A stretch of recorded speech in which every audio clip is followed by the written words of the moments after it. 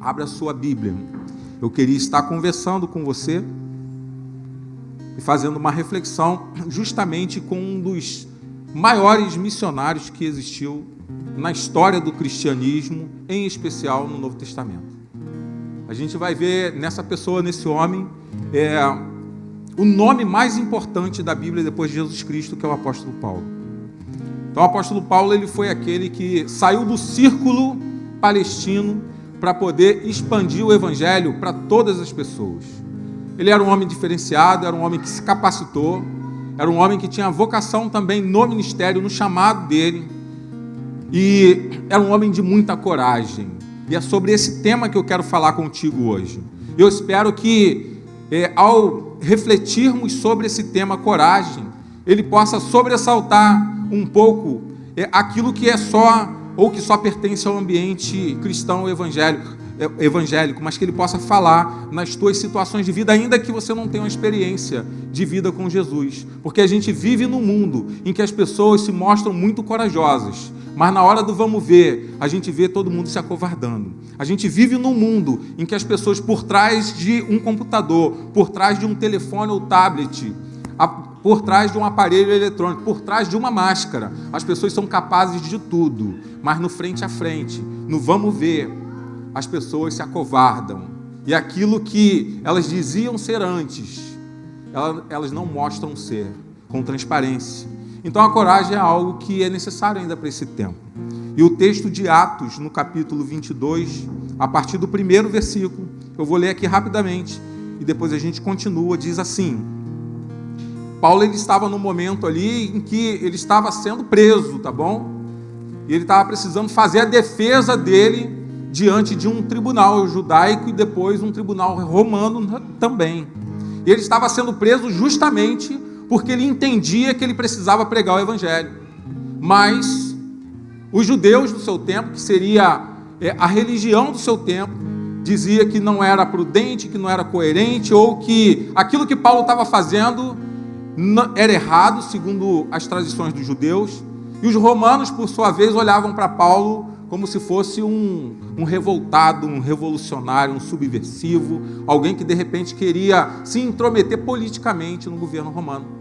Mas Paulo, ele permanece na sua postura, ele entende que o chamado dele é o chamado correto, ele entende que a voz de Deus é uma voz consistente no coração dele e ele não dá passos para trás.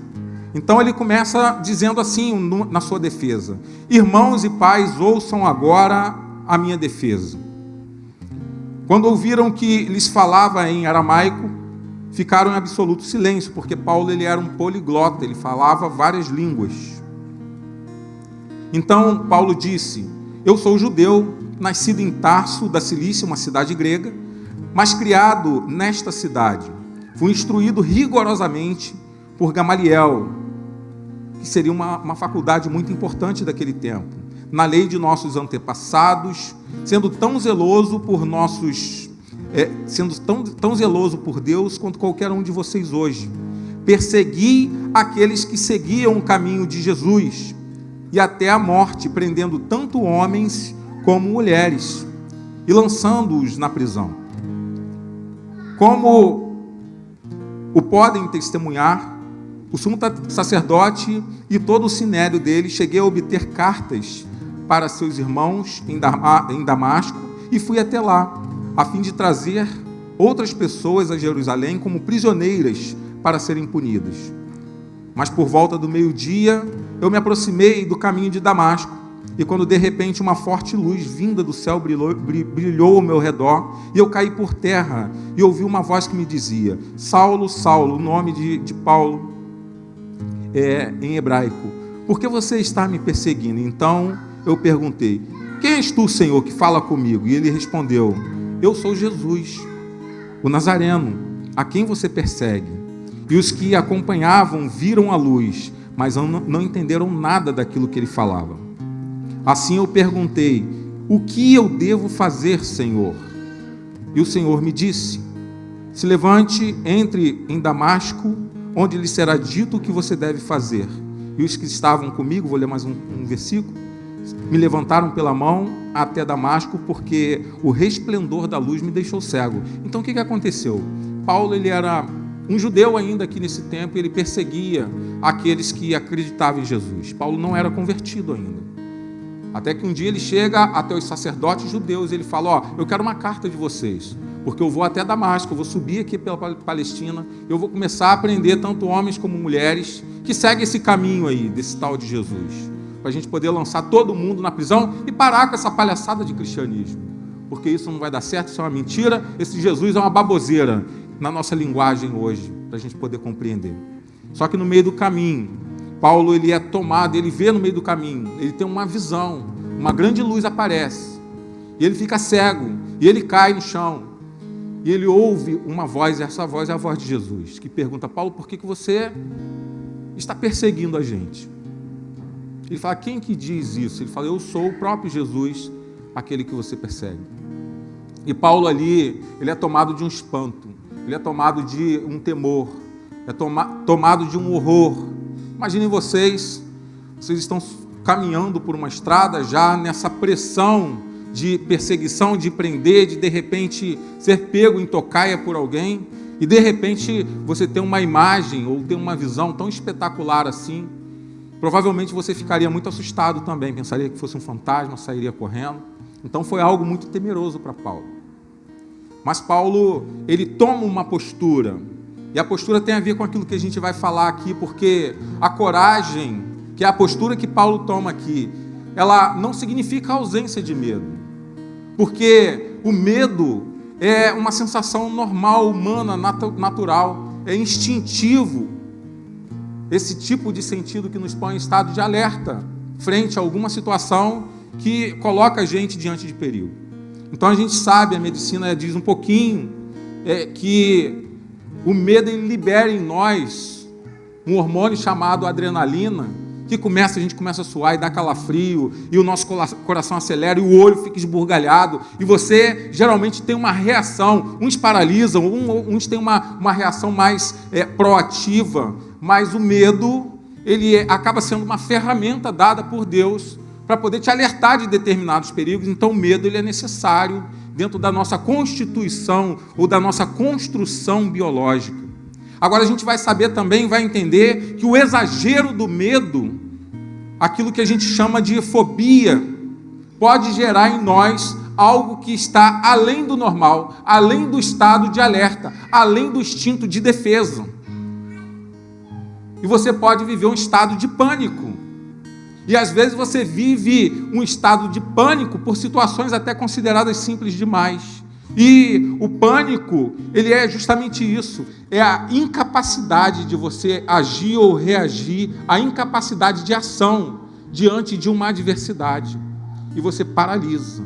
E a doença, ou as síndromes do pânico hoje, é algo muito comum. E você vai ver o catálogo disso, é um catálogo imenso. Tem fobias para tudo quanto é gosto. A mais conhecida, talvez, é a claustrofobia, que é aquele que tem medo de ficar isolado em um lugar escuro, em um lugar fechado. Isso é muito comum. Você vê lá na cidade, pessoas que vão na Assembleia 10, que é aquele edifício enorme, gigante, e toda vez que você entra, sempre tem um desavisado ali que faz Jesus, que fica assim balançando, né? E segurando na mão de desconhecido, porque sofre desse mal. Agora, a gente tem também aqueles que sofrem da penterafobia. Isso para mim é uma novidade, algo assim muito inusitado. Porque quem sofre disso, e talvez homens ou mulheres, casados principalmente, que sofram dessa síndrome, tem pavor, tem horror, sai correndo, nem quer chegar perto de sogra. É até justificável, né? Talvez, mas já foi catalogado como uma doença.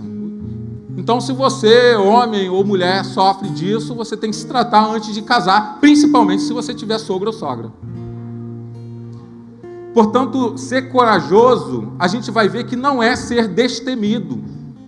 Não é você deixar de ter medo. Não é você fazer qualquer coisa porque você tem disposição ou também Não é porque você é impulsivo, então você faz pela impulsividade e de forma inconsequente.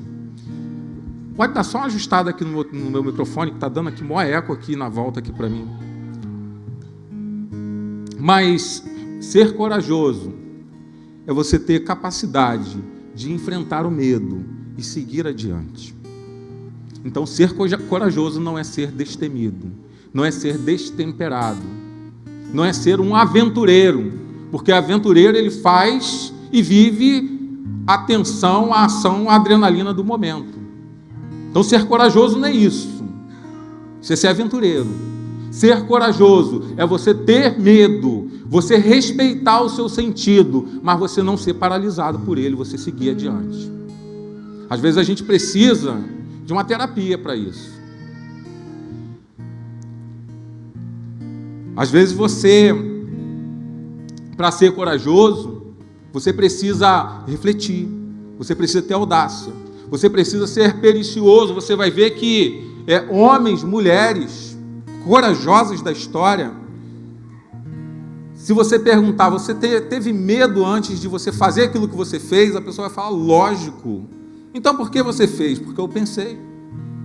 Eu sabia que era necessário fazer, eu sabia que era possível fazer, eu sabia os riscos da ação, mas eu não recuei pelo medo. Eu insisti, eu perseverei, eu caminhei. E através da experiência de Paulo, a gente pode refletir um pouquinho sobre isso. E eu queria falar já para você, num primeiro momento, que você precisa ter coragem para reconhecer quem você é.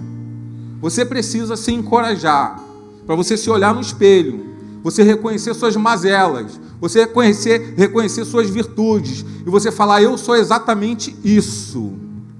E você não viver uma fantasia de vida, você não viver uma abstração. E a gente vive dias de abstração, dias em que as pessoas querem mostrar aquilo que não são, que querem mostrar felicidade onde não tem, que querem mostrar verdade onde não existe, que querem dizer até em alguns momentos do politicamente correto, vivendo hipocrisia. Então isso pode traduzir que você não se conhece bem, ou você se conhece, mas você não quer deixar cair na tua razão de que você é essa pessoa. De repente uma farsa, de repente um mascarado, de repente um hipócrita, de repente alguém que guarda algumas coisas que precisam ser modificadas. E o texto de referência aqui que a gente vai ver, ele é o conteúdo da segunda carta de um amigo de Paulo, que foi Lucas, que ele era um médico, um companheiro de viagem de Paulo também. Lucas, ele escreve 2 cartas, uma carta tem o seu nome, que é a carta de Lucas, e a outra carta são os Atos dos Apóstolos, que seria segundo a Lucas, mas foi descrito como carta Atos dos Apóstolos. A primeira carta de Lucas ela faz parte dos Evangelhos de Jesus Cristo, então narra a história e a vida de Jesus Cristo. A segunda carta de Lucas, que é o livro de Atos, ela narra a história do princípio da história do cristianismo. Então ela narra os momentos iniciais da comunidade cristã. E a partir do capítulo 8, que é ali na morte de Estevão, um discípulo de Jesus, a gente vai ver Paulo sendo apresentado. Paulo, ele consentindo com a morte de um cristão, que foi apedrejado porque caminhava com Jesus. E daí em diante, você vai ver Paulo o tempo todo nessa carta, que nós chamamos de Atos dos Apóstolos. Isso porque, como eu disse aqui, Paulo ele foi o principal anunciador do Evangelho fora desses limites da Palestina. Então, se você olhar para a Europa hoje, se você olhar para a parte do Oriente hoje, então Paulo ele sai do Oriente, ele subindo pela Palestina, ele sobe pela Ásia, ele vai até as cidades gregas e romanas e ele desce de novo, ele vai fazendo isso quase 3 vezes, ele passa por algumas cidades mais de uma vez, anunciando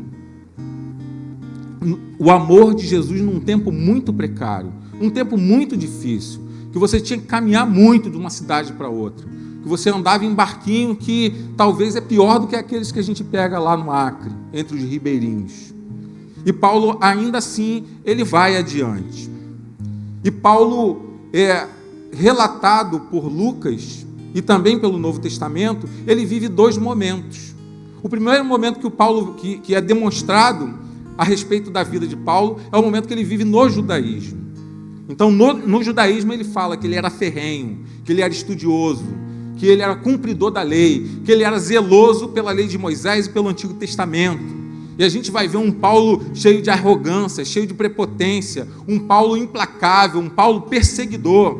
Lá no livro de Atos, Lucas vai dizer em Atos 9, versículo 1, que Paulo respirava. A palavra respirar aqui seria bufar para a gente hoje. Sabe o que é bufar? Né? Quando tu quer xingar teu marido, ou tu quer xingar tua esposa, mas você não xinga porque é crente, aí você bufa de ódio. Então Paulo bufava ameaças de morte contra os discípulos de Jesus. Era algo assim, próximo do ódio, porque ele queria perseguir, ele queria acabar, ele queria matar, ele queria aniquilar essa doutrina. Mas como eu falei lá no início, depois que ele tem um encontro com Jesus lá no caminho de Damasco, diz que Paulo ele muda e ele toma uma nova postura. E como cristão, em 3 cartas que ele escreve aqui, ele diz assim, lá em 1 Coríntios 15, 9, eu agora, olha só, da arrogância, da prepotência, da perseguição, o torturador, agora ele fala, eu sou o menor dos mensageiros de Jesus, e nem sequer mereço ser chamado de apóstolo, porque eu persegui a igreja de Deus. Depois ele vai dizer lá em Efésios 3,8, eu sou o menor dos menores, dentre todos os santos, ou aqueles que aceitou Jesus.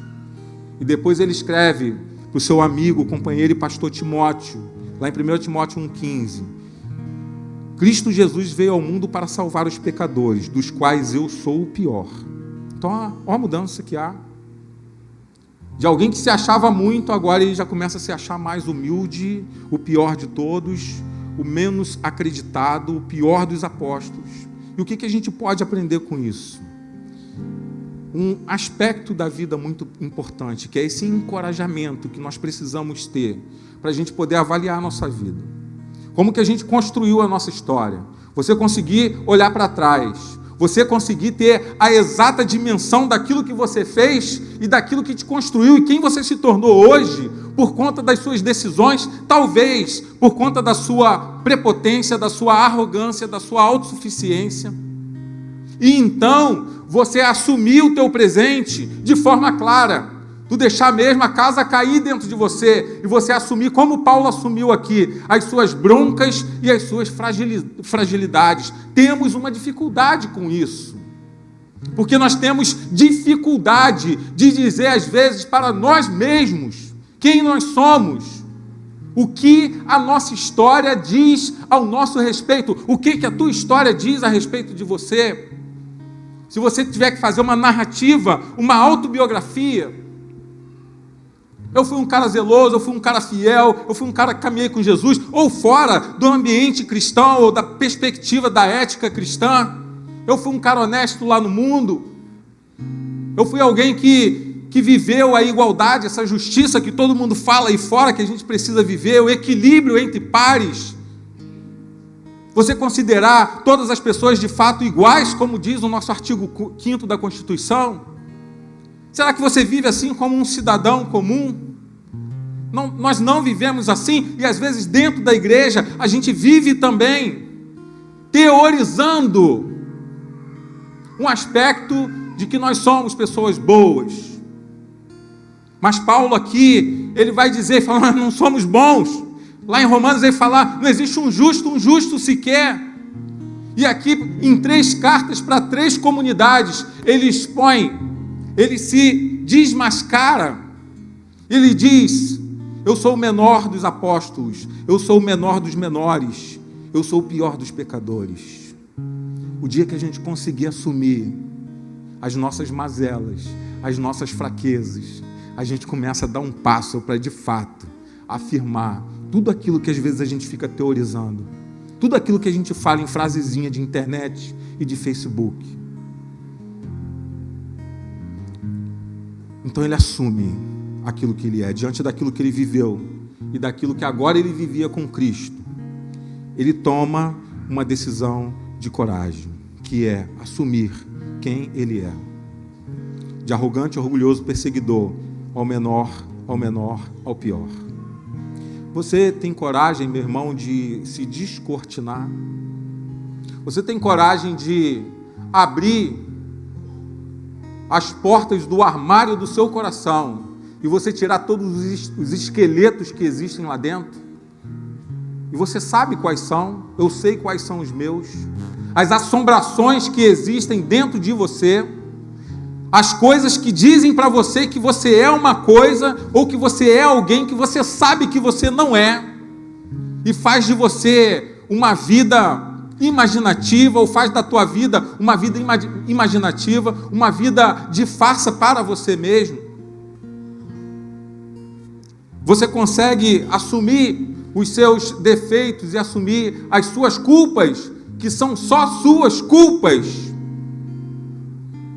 E a gente cria sempre essa mania de a culpa está sempre no outro.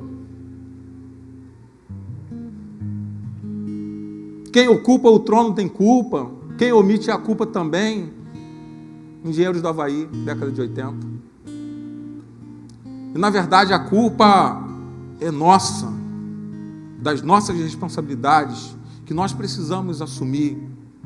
Então Paulo ele faz isso quando ele entrega a vida dele para Jesus. Jesus ele tem assim a capacidade de promover isso na gente, só que a gente precisa ter coragem para deixar ele fazer. Ele descortinar a nossa vida. E ele vai dizer assim de forma maravilhosa, um dos melhores textos que eu tenho de Paulo, que é o texto de Romanos, no capítulo 7 todo, e aqui no versículo 24, quando Paulo fala do bem e do mal, das coisas que ele quer fazer e não consegue, das coisas que ele não quer fazer e que ele acaba fazendo. Ele vai dizer: miserável homem que eu sou, eu não consigo me entender, eu vivo uma vida de miséria, e quem pode me libertar dessa culpa ou desse corpo sujeito a esta morte? Em seguida ele dá a resposta: graças a Deus, por Cristo Jesus, o nosso Senhor.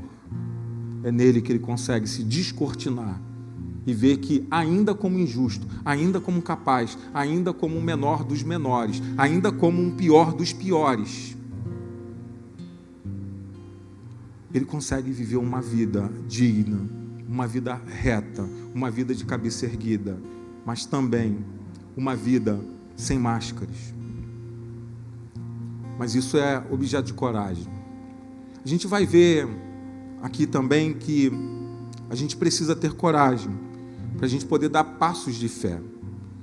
E em Atos, no capítulo 9, e também no versículo 22, eles falam basicamente sobre a mesma coisa, que vai dizer que enquanto Paulo perseguia os crentes no caminho de Damasco, a fim de levar todos presos para Jerusalém, lá no versículo 7 de Atos 22, diz que ele cai, literalmente ele cai por terra, ele ouve uma voz que diz: Saulo, Saulo, por que você me persegue? E ninguém entendia nada ali, só Paulo ouvia aquilo, só Paulo viu aquela intensa luz, as pessoas também viam a luz, ele fica cego com aquilo, mas ele ouve a voz, as pessoas não conseguem ouvir, as pessoas não conseguem compreender o diálogo de Paulo, o papo ali é reto, é Paulo com Jesus Cristo, é Jesus Cristo com Paulo, e Paulo, aquele homem cheio de pretensões, um fariseu, um homem considerado, conhecido, de família abastada, de futuro promissor, alguém que poderia ter uma boa história dentro da perspectiva aqui natural, humana, um homem invejado por muitos, pelo seu conhecimento, pela sua posição, um perseguidor dos seguidores de Jesus. Agora ele tem um encontro com esse Jesus que é o objeto da sua perseguição. E naquela situação ali de pavor, ele pergunta: quem és tu, Senhor? Quem é esse que fala comigo? E Jesus se revela para ele e fala: eu sou Jesus, Paulo. Eu sou o Nazareno, aquele que você tem perseguido há tanto tempo. Então olha que coisa interessante. Paulo ele é um religioso. Paulo ele a princípio, ou a fé dele parte do mesmo princípio de Jesus, só que ele joga contra a revelação do próprio Deus, que ele diz ser zeloso. E o Filho de Deus se apresenta para ele e fala: ó, aquilo que você ama tanto é o que você está perseguindo na figura do Filho. E esse encontro inusitado aqui com Jesus, e cheio de temor, e talvez Paulo ali ficou num estado de choque por conta daquilo, acontece algo impressionante, porque Paulo ele não paralisa com essa visão. Paulo, ele mesmo caindo, mesmo com a cegueira, ele se encoraja e dá um passo de fé que muda a sua vida. E a resposta de Paulo lá em Atos 22:10 é essa. Ele não sai correndo, ele não diz que é um fantasma, ele não diz que ele não quer saber dessa fé, mas ele diz assim: o que eu devo fazer, Senhor? O Senhor se revelou para mim, eu já estou entendendo já quem eu sou, a miséria que eu estou entendendo o Cristo revelado, mas o que eu preciso fazer, o que eu devo fazer? Uma coragem para poder abandonar a carreira, a autossuficiência, a arrogância, a religiosidade rasa, para poder mergulhar numa verdadeira fé. Qual o passo de fé que você precisa dar hoje? Que tipo de encorajamento que você precisa ter para você tomar uma decisão de sair, talvez, da religiosidade rasa que você vive? Eu, por alguns momentos da minha vida, eu vivi uma religiosidade rasa, com muito pouca experiência com Deus. Mas graças a Deus, pela misericórdia dele, de tempo em tempo, ele me chama para perto, ele me revela de uma forma mais forte, mais impulsiva, mais poderosa. Ele fala: poxa, Alan, tu vai jogar contra de novo? Você vai jogar contra de novo? Você está dentro da igreja jogando contra o patrimônio, e é o que a gente tem visto aí, um monte de gente, um monte de liderança, às vezes religiosa, jogando contra aquilo que a gente entende que é a salvação para todo mundo, para toda a gente, ao invés das pessoas se unirem no mesmo propósito. Se fala de igualdade, vamos caminhar para a igualdade, porque Jesus tem isso. Se fala de justiça, se fala de justiça social, vamos caminhar, porque a Bíblia traz isso também. Mas as pessoas querem viver em extremos de divisão. Ou você é muito extremo para um lado, ou você é muito extremo para o outro. Está entendendo aqui a posição das minhas mãos? E o próprio Paulo vai dizer que não existe ninguém de Paulo, de Pedro, de Apolo, mas de Jesus. Jesus. Isso enche o saco às vezes. Você ficar vendo um discurso que não muda nada. A gente precisa ser politizado, a gente precisa ser cidadão, a gente precisa estar no mundo, a gente precisa compreender os passos políticos até que a gente precisa dar. E ó, é coisa de Satanás isso, você quer falar e não deixa.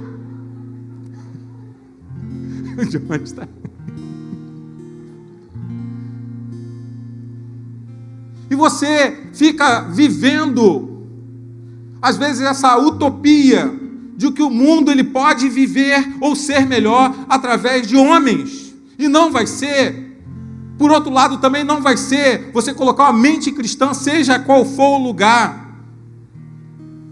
Eu tenho no meu coração que o melhor que a gente pode viver como cidadão, como político, é viver nessa república democrática, diferente, diversa, de pessoas que pensam diferenciadas, mas pessoas que podem escolher o caminho que querem escolher. E a obrigação, aí sim, a obrigação da igreja é a gente anunciar o Jesus Cristo, que tira o pecado do mundo, que cura todas as feridas, que pode salvar as pessoas em qualquer situação. Aí sim, através desse movimento, que não é um movimento político, é um movimento de cruz, de salvação, de sofrimento, de compreensão, de discipulado, de mudança como Paulo teve aqui. Talvez o mundo ele consiga entender o que é reino de Deus. E o que o mundo precisa é do reino de Deus. A vontade do céu, como foi a oração de Jesus, acontecendo aqui na terra. Isso não vem através de rabiscos humanos, mas vem através da palavra de Deus. E Paulo dá passos ali que muda a sua vida. E qual o passo que você precisa dar, talvez hoje, para mudar a sua vida também? Sair desse raso. Sair de um cristianismo que não transforma você, que não transforma o outro, ainda atrapalha quem quer ser transformado. O que você precisa fazer para você dar um passo de fé, de compromisso com Jesus, com o Senhor, com a sua palavra, com uma vida de intimidade com Deus, com uma vida de oração? Você vê testemunhos verdadeiros de pessoas crentes em Jesus, famílias cristãs em Jesus Cristo, que você fala, poxa, vale a pena viver assim, vale a pena ter uma família assim, vale a pena viver desse jeito. Eu vivo todo enrolado sempre, porque eu acho que eu sou esperto, eu acho que eu me dou melhor em todas as situações. E às vezes também tem dentro da igreja, é o camarada que fala, poxa, eu quero ir para o céu, eu quero andar em rua de ouro, mas você joga papel no chão aqui na rua.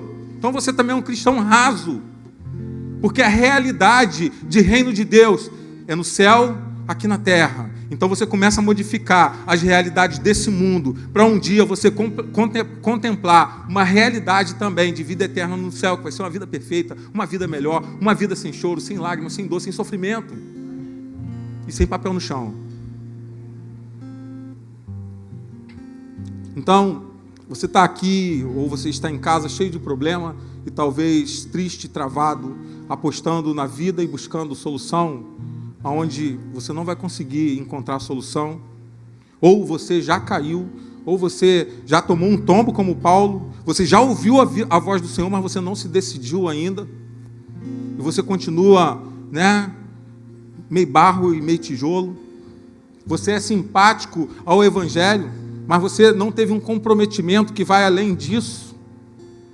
Ou você está vivendo esse cristianismo que eu falei, água de salsicha, raso, que não te leva à intimidade, experiência de vida, experiências práticas, experiências que vão transformar você e que precisam, em nome de Jesus, transformar o mundo. O mundo não está transformado por causa da gente ainda.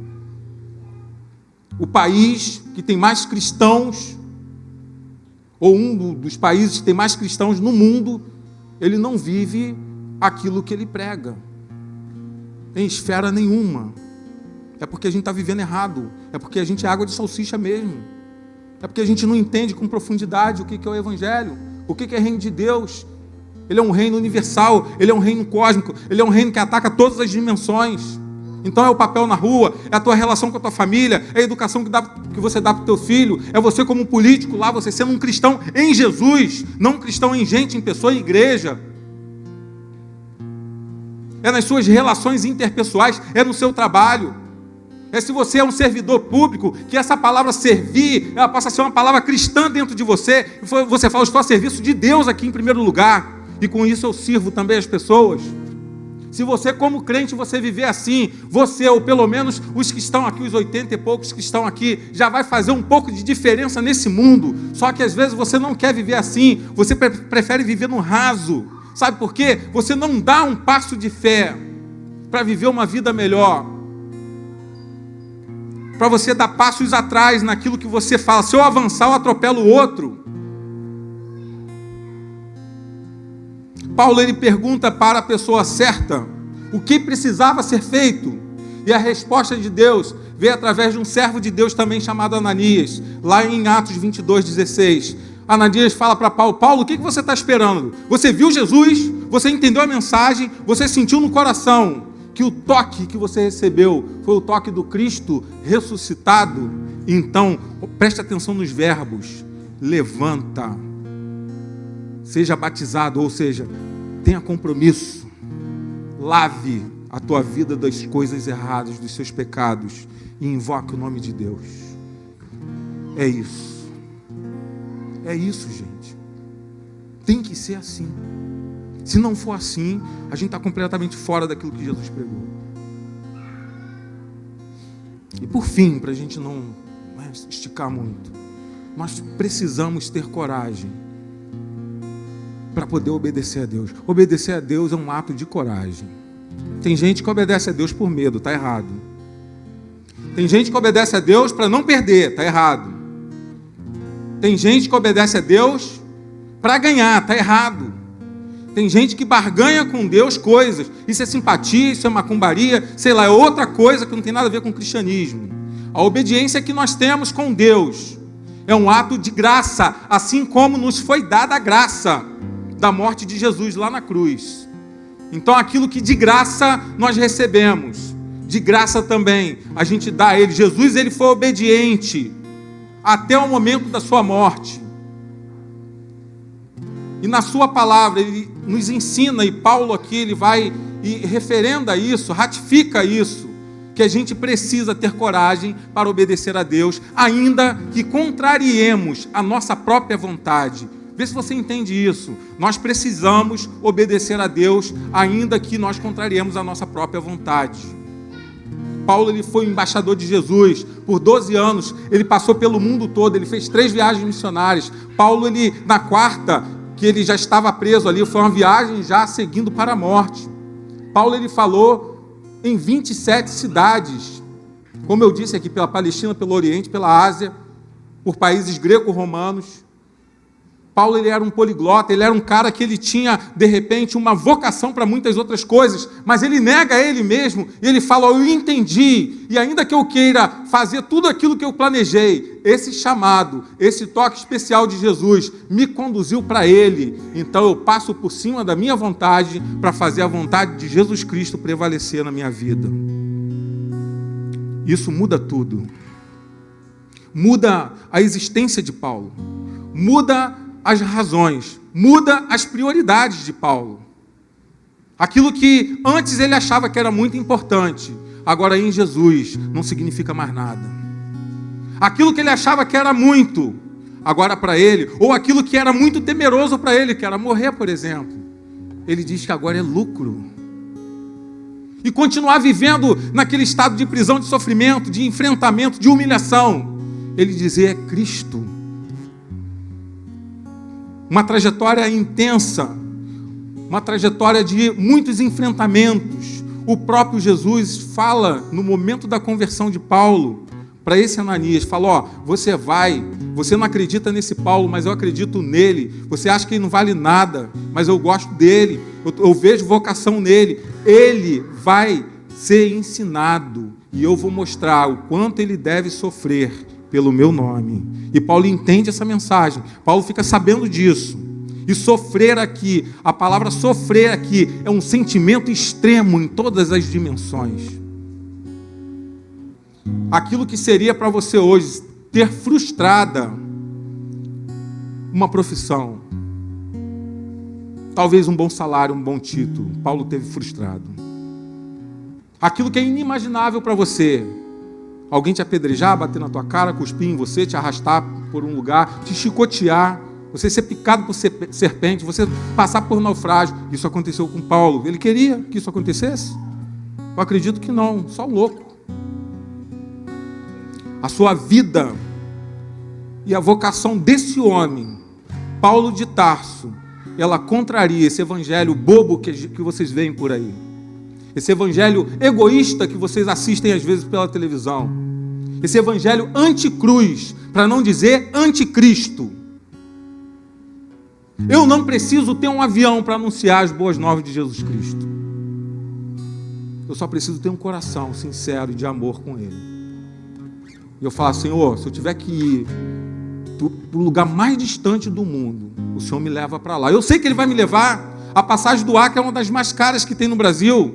Vocês sabiam que a gente já tem quase 2/3 do valor da passagem? Todo mundo duro, todo mundo na capa do Batman, mas Deus já providenciou.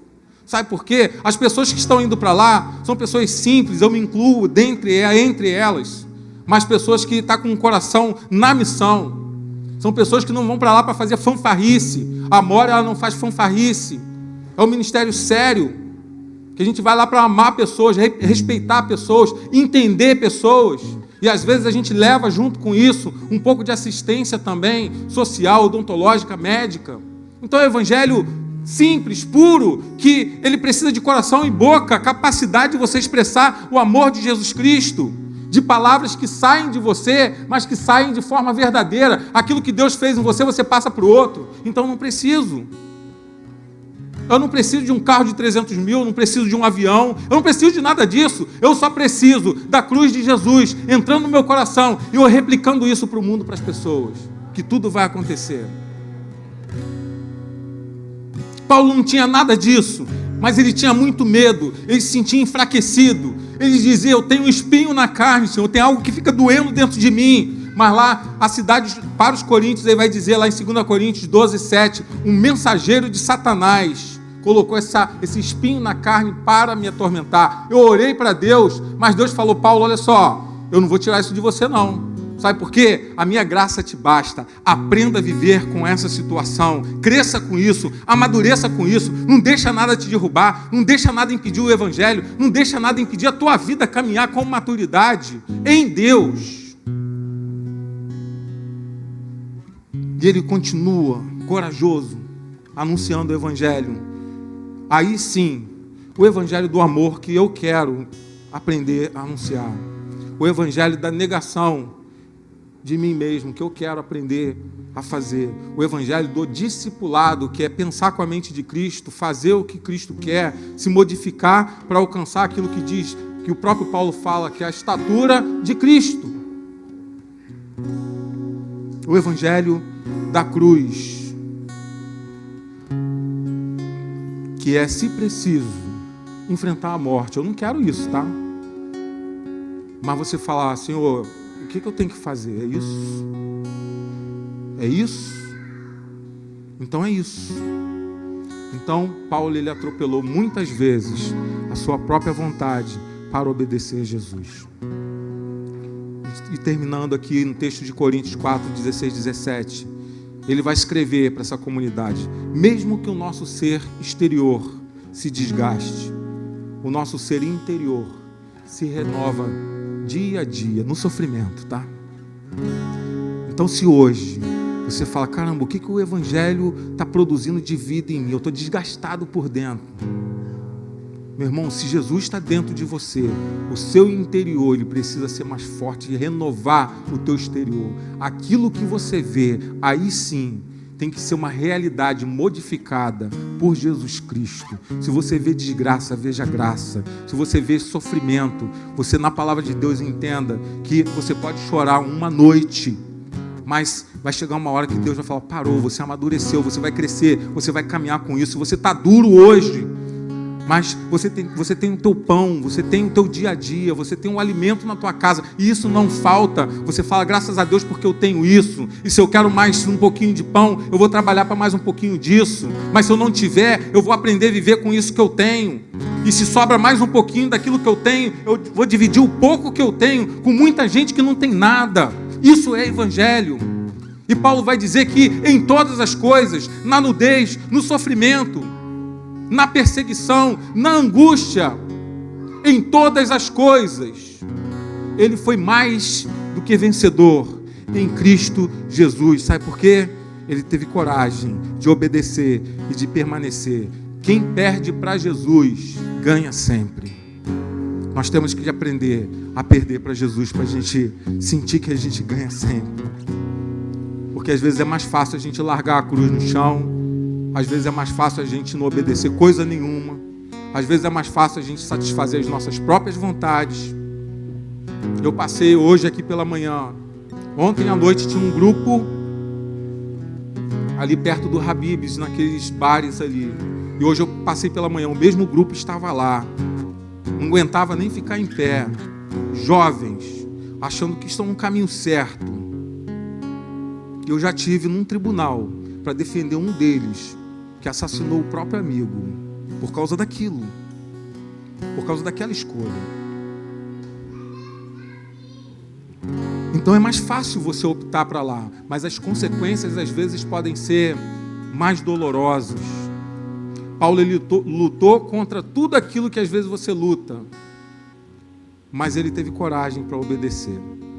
Ele vai dizer para a gente ir fechando, lá em Efésios 6:20, eu sou embaixador preso em correntes. Orem para que, permanecendo nele, eu fale com coragem, como me cumpre fazer. Ele diz lá em Filipenses 2:8, porque Jesus foi obediente até a morte, e morte de cruz.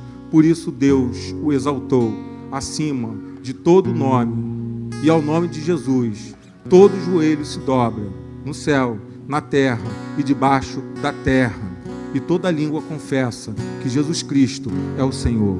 Obediência, obediência sempre, coragem para obedecer. Deus abençoe a tua vida.